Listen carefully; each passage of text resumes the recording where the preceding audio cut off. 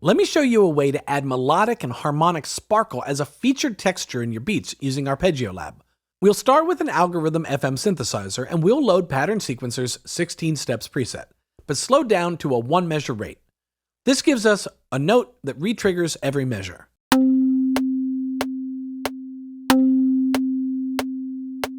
We'll run it through Random Tool to randomize the pitch and set that range to a relatively mid-range section of the keyboard.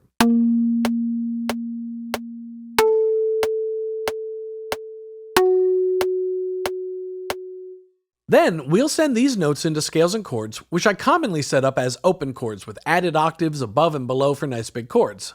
Here's one key trick for using randomized arpeggios as a texture that can work behind any chord in your song. Choose one of the pentatonic scales, like D minor pentatonic. This is a limited version of the full minor scale, and one that avoids the notes which can clash against certain chords. It's a safe, can't-go-wrong scale, in other words.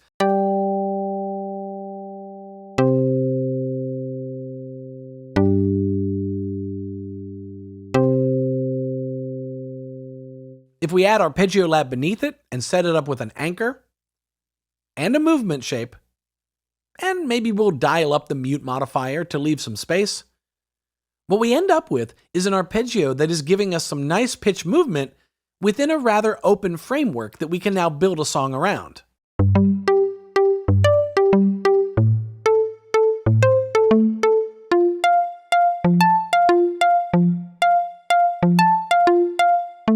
First, we'll make this sound even more like a texture by adding some delay, sidechain bounce, and a filter, and some coloration with Audiomatic Retro Transformer.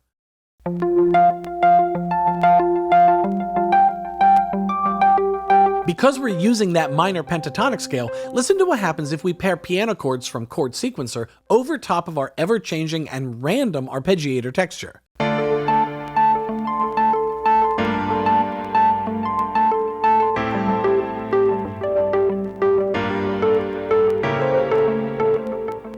I'm going to drop in some hip-hop drums, and since they have a shuffle feel to them, I'll add some shuffle to Arpeggio Lab so that its feel matches my beat.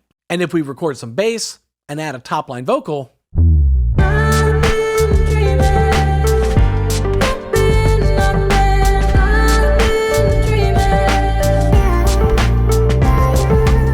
this song is well on its way.